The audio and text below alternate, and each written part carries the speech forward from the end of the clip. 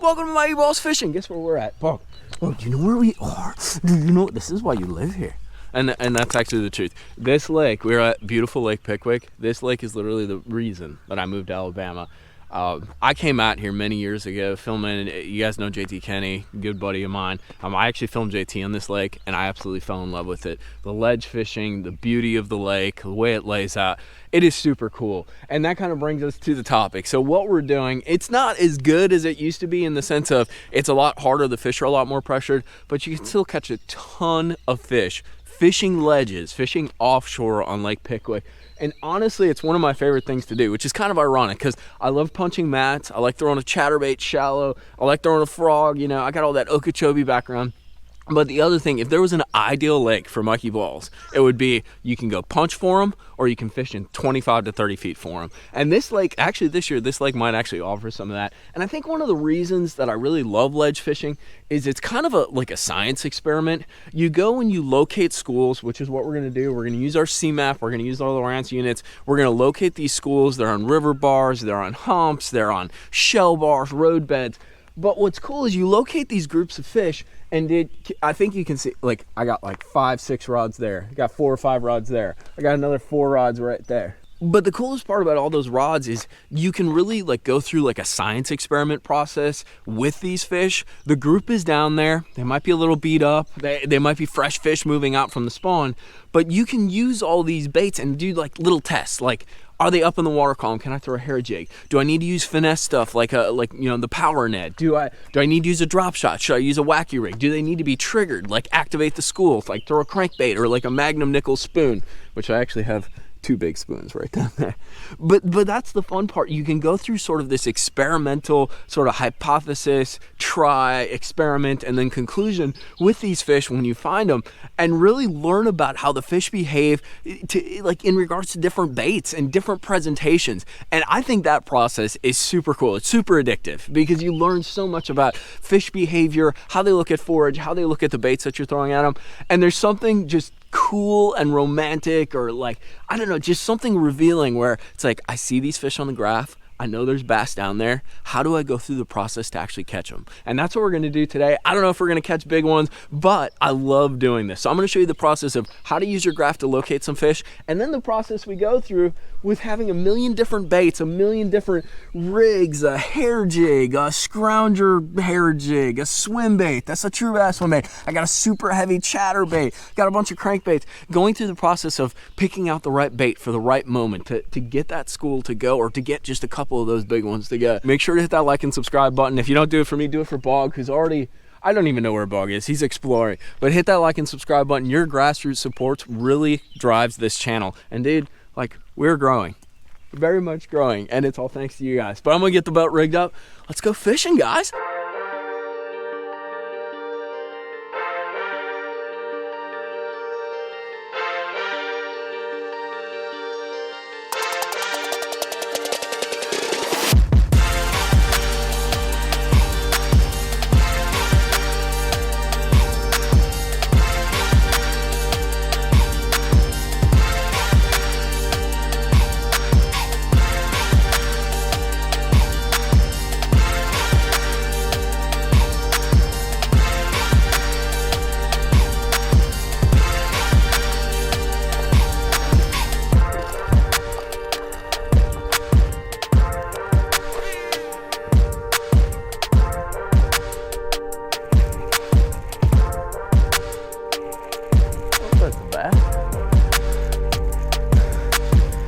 I got one.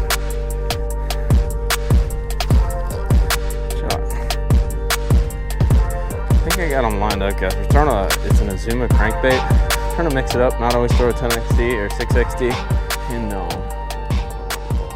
goofy. And we're on a little shallow point, and ironically, this is where like the water mixes. And it's kind of an old Florida trick. You fish the old water line, and we're just kind of cranking where the gooky water mixes with the clean water, and then we're bouncing off that shell, and we definitely have them lined. Oh, I thought she was on there. There we go. It's a better one.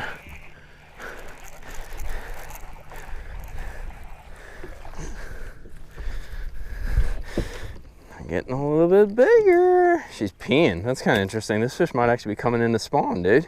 Well, that was kind of a cool way to start the day. I want to show you, I know those weren't really big fish, but I want to show you kind of what they were on. So if you take a look at my sea map, you can see I have it slightly shaded. I don't have it super shaded for the shallower water, but there's a ditch right here that comes right through, and there's two kind of levees or underwater points that stick out. So we caught one fish off of this one, but like those multiple fish that we caught in a row, I had actually marked like a bar right around there, and we were just lined up right here making that cast at a 45-degree angle. And it just goes to show you too, I made different casts and like didn't get bit.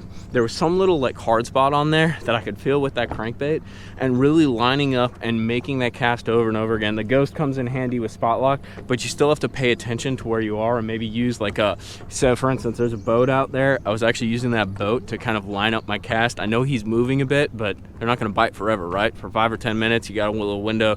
Just use something to kind of keep that cast in line, because that's probably the most important part of this game. Look at this. That's a ton of fish. A ton of fish. Just on a little bar here.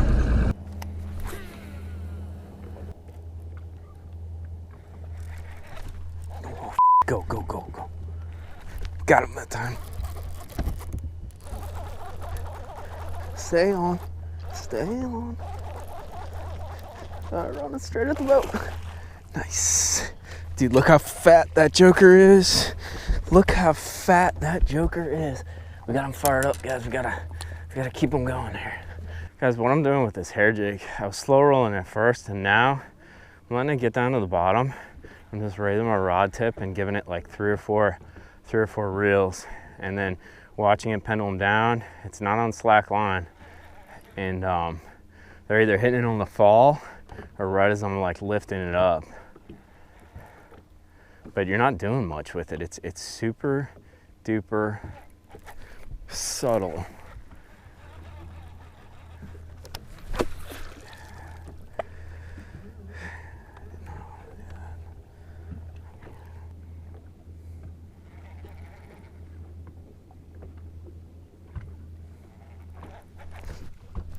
God bless it all.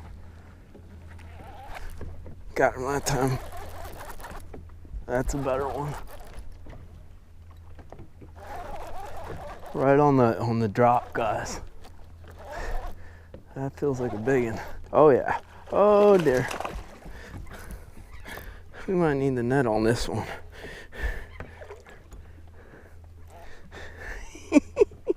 How about that, boys?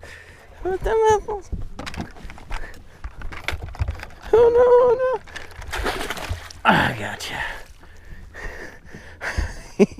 That's a 4.5, 5 pounder right there. Smoked. Oh, did you come up? JTK Hair Jig, boys. JTK Hair Jig. That was pretty cool. So I got 2 fish in the well as I fall down. Bog's all interested, but I'm gonna get rid of them real quick. The only reason I put them in the well is when you find a school like that, it's still kind of like halfway early in summer, so they're not gonna get too crazy, like too beat up in the well. That's like 2.5, 3 pounder. Look how fat they are. But why I do that is sometimes they'll go in the back and they'll spook the school. Look at Bog. Leave that fish alone, dude. Come on. This one's the one I'm really proud of. That's a 4 and change, dude. Like that right there is what you come to Lake Pickwick for. But let's let her go. I want her to get back down there. There's some other big ones down there. We hit them with the baits. But see you later, homie. But they just won't go. But I want to really show you this technique that I'm doing, because it's super versatile, and if you're fishing any kind of pressure water that has offshore fish, it can really unlock these fish and really trigger them when nothing else works. So what we're actually doing is kind of a unique technique. The first one we caught in one way, same bait. Second one we caught in a little different way, and it's something I've been experimenting with.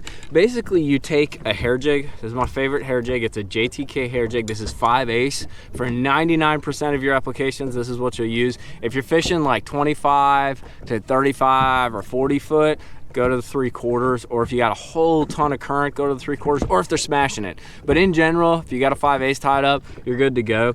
You can see it's got kind of a belly kind of head to it, which I think makes it kind of rock as it's going down. But the way we caught that first one is I'm actually fishing it like a swim bait. I got it, this is a Halo, what is it called? Black Widow, but it doesn't even matter. It's a cranking rod, dude. It's a 7-foot medium cranking rod, and that's what I like to throw my hair jig on, 12-pound fluorocarbon. It's a 621, it's a little slower reel. I probably should use a faster reel, but the reason I use a slower reel is so that when I'm reeling it, it doesn't go as fast. It kind of slows me down. But what we did is we actually fished it like a swim bait and slow rolled it across that bar for the first one. And then I noticed I kept throwing it back. I made like 4 or 5 casts in between those fish. Nothing happened. So we modified the retrieve, and instead of slow rolling it, I tossed it out there, let it get to the bottom, and I raised my rod tip to about like a 40 or a 35 and just did like 4 slow reels and let her flutter back down. 4 slow reels. And the big key with a hair jig when you're actually doing that is you don't give it slack line. You let it pendulum down on a semi-taut line, kind of like spoon fishing a little bit. But then that big one ate it, and we actually missed 2 other knocks, but I think I broke them apart. That's what happens with these schools when you run a bait through them too much. But that was pretty cool, dude. She smoked it. The second one absolutely smoked it. So you can see on my C map, we're just kind of concentrating on this little point right here. And I'm gonna show you, they're probably broken up a bit, but I'm gonna show you what these fish actually look like on the graph as we go over them. So I got 2 different structure scans. This is my 2D and that's my side scan. So we're gonna kind of idle over. Like I said, there's probably not gonna be a bunch down there because we just smashed their face a little bit. There's one right there. There's one right there. See the little white dot right there, the 2 white dots? And basically, I think my hair jig was hitting this lip, and then I'd kind of pop it off, and those jokers would get triggered. Darn it all. Awesome. Catching catfish on a hair jig, that's my favorites. I'm gonna try once more, Bog, but I think these are all catfish.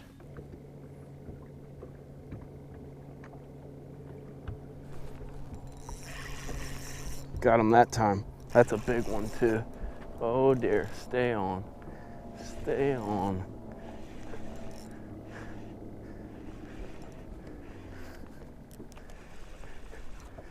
Look up, Bog. Staying down too. Oh dear, oh dear.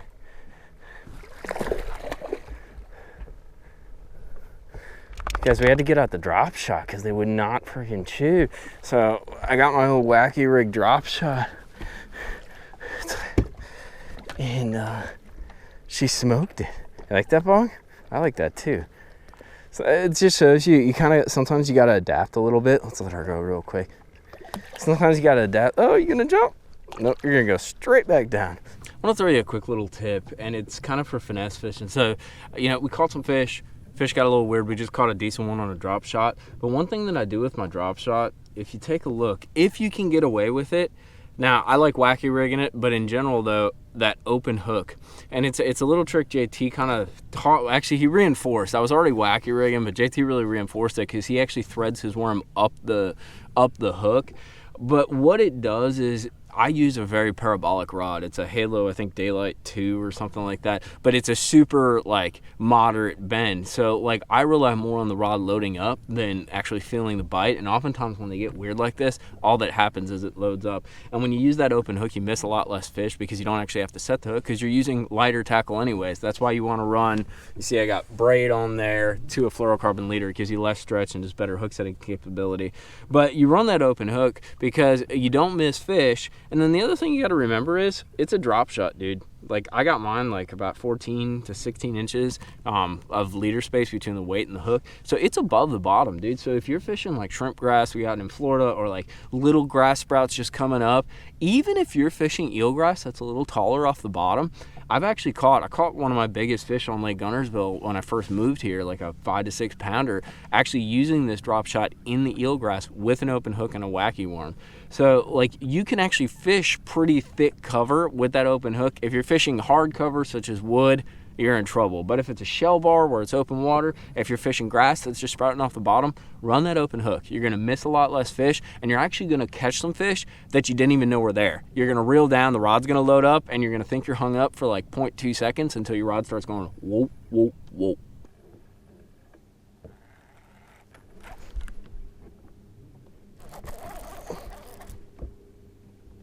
Please be a bass. I think it's a catfish.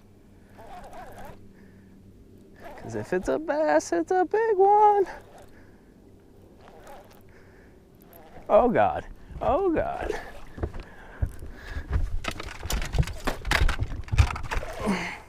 I'm here.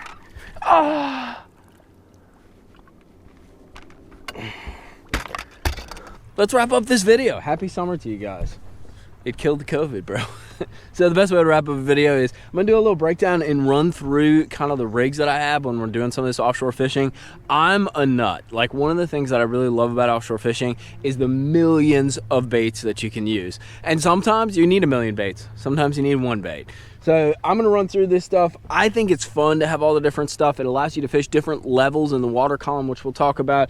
It gives you reaction baits, finesse baits, the whole gamut. So let's take a look at the back here. I always have a top water on. You guys seen that a lot. It's that Lucky Craft. Basically, sometimes like when you're on a ledge, dude, especially we're kind of late in the day right now, you can have these fish start schooling on top, dude. Be over 20 feet of water and they're... So you have that thing to grab. A couple different spoons. Can't leave without the Nichols Mag, Ben Parker. And then this is my favorite here. This is a Talon. It's one of the best casting spoons that I've found. Has crap hooks and no swivel on it, so you got to put that on. But then I got a Gambler GZ. That's a 6.5 on the new Goat Head, a 3/4. Got that on a 7/6 rod. That's kind of my Magnum one. I did have a 1 ounce chatterbait on there. Broke it off. Lost it. Yeah, offshore fishing is expensive too because you break off all that stuff. So what do we got here? Hair Jig, which was the star of the day, at least for the better fish. I really want that 5-pounder back. JTK Hair Jig. I personally, and I'm biased towards Gambler, full disclosure in that. I personally think it's one of the better hair jigs out there. It has the perfect size hook. It's a little kind of finessey. Not too thin, but dude, like, I throw it on a cranking rod and I rarely miss fish, dude. 5/8 is all you need. 12-pound fluorocarbon is probably the best way to go. Try it on a cranking rod. If you don't like it, go to like a medium or a medium heavy moderate. Crankbaits. I usually have a 6XD style bait. This is an Azuma, runs about 15 to 20, and then I have a 10XD style bait. 10-pound test on the 6XD, 12-pound test on the what is it, like a mag, like this one dives to 25, and then you got the Strike King 10XD, same deal. This is a bait I'm actually kind of just throwing, and I'm starting to fall in love with it a little bit, and it's my buddy Ryan Salzman. My rods are all tangled up. It's his swim bait. It's a true bass swim bait with a Gambler Goat Head. I have a 1/2 ounce on there. It's the screw-on head, so this thing isn't gonna like slide down or anything like that. I got that on a 7.2 medium heavy with a 15-pound test. I'm screwing everything up here. And then I got some fun stuff. This is a trim ring hog tie. It's a hog farmer bait. Awesome lure. It's a hair jig paired up with a scrounger head. So it goes through the water. Only kind of downside to this thing is the hook is gigantic. So you need to throw it on a pretty heavy rod, and you do miss some fish on it. But the one thing I've found with it is you're not going to get many bites, but the bites you get are big, big. This guy is naked because I broke it off. That's actually the new Power Ned prototype, which I don't have any more of. I throw it on a, that's a 7-foot medium Halo TI, kind of like a little lighter, more finesse rod, but super extra fast, so it's like super sensitive. But I'll have that as a 3/8 ounce, and that'll cover me all the way down to like 22, 25 feet after that. And let's move over here. Excuse me, bog. You see my bog does yoga? Downward bog. Excuse me, bog. Scooch. So, always have a drop shot. I like the wacky rig and open hook. We talked about it earlier in the video. So here's a little trick. I do always have 2 Ned rig tied on. I have one that's like around 3/8 and another that's around 1/4. And the 1/4 ounce I put on the spinning rod. It's a little lighter.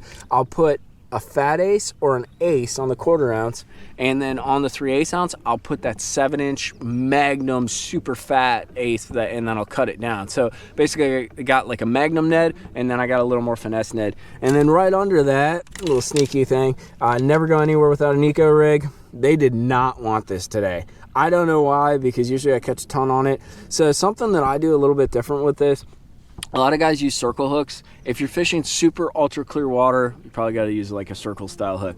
I like a straight shank hook like that. I think this is an owner standard straight shank. I think it's like a 1/0 or a 2/0. It's a little bit big, but I like that straight shank because I lose a lot less fish, and I can kind of put the hammer down to them when I actually hook them. With that circle hook or that round bend hook, like fish come off, dude. I've had problems with it, but like I said, if you're fishing super clear water, probably got to use it. I got that on my new SLX with 12-pound fluorocarbon.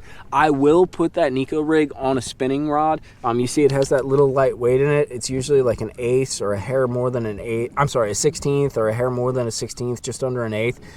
Sometimes I do put that on a spinning rod though. It's a little easier to shake it with your rod tip on a spinning rod, and the spinning rod loads up a little bit better than a bait caster, but it's the only rod I had, so that's what I did. Always have a jig. Always have a jig. Shout out to my boy Justin Lynch. He put me on these stand-up football jigs. This is a Boss head, and then this is a mikeybalzz custom skirt. We got a little magic craw blue in there, some green pumpkin with black spots, and then a little bit of black. That's a hot color, isn't it? Like that. If that jig isn't good looking, at least it's good looking to me. I don't know if it's good to the fish. Trailer, either a Mega Daddy, or I went a little bit smaller because the bite's a little bit funky. It's a little net bait packet chunk, like old school classic trailer. And then finally, so something a little weird. So that's actually a Gambler Giggy lizard, or Giggy lizard. It's got little kicker tails and all kinds of stuff. But the big message with this is a wobble head. It's a 1/2 ounce wobble head. I'll fish this down to 22, 23 feet. If I start getting into 25 to 30, I got to go to 3/4. You just can't keep bottom contact. I'll do 2 things with this, and this is what's cool. I can drag that just like a worm. Like just drag it over shell, drag it through a brush pile, drag it over rocks, and you probably saw, if you saw the little swim bait rig video when I was down there in Florida with Caleb, I will slow roll it. And basically you fish it like a crankbait. That's actually the way you're supposed to fish a wobble head. You slow roll it, and it just kind of boom, boom, boom, boom, and it just walks through cover, and it's basically a 4-wheel drive crankbait. I get the no hook wrecking ball from Gambler, and you can see there's a big old split ring on there, and then there's a good hook on there, because a lot of the wobble heads come with crap hooks and crap stuff. So I'll put a 4/0 owner wide gap plus on there. Pretty stout hook, but not too stout. I can fish it offshore, 15-pound fluorocarbon, and I'm a rock star. I'm not actually a rock star at all, and I'm barely a rapper. Go check out Instagram. But that's a wrap. It's always good to leave a lake after you lost a big one, because it makes you want to come back and catch them better. So I'm excited to get back out here. The ledge bite's only going to get better. Bog, you fired up? I don't think you're going to be back out here with us, dude. It's starting to get a little too warm for Bog. You are not a warm weather bog, are you? Guys, thank you for supporting the videos and watching the vids during all that COVID deal and all that stuff. I really appreciate you growing the channel the way you do. Like, I really enjoy doing this, and part of the reason I enjoy it is I get so much positive feedback from you guys. So thank you. Make sure to hit that like and subscribe button, and make sure to turn on notifications, because even though some of you guys like me, YouTube still hates me. So hit that bell down there. Thank you guys for watching. We'll see you back out on the water with Bog. Hopefully Bog. No? All right. We'll see you back out on the water. Tight lines, boys.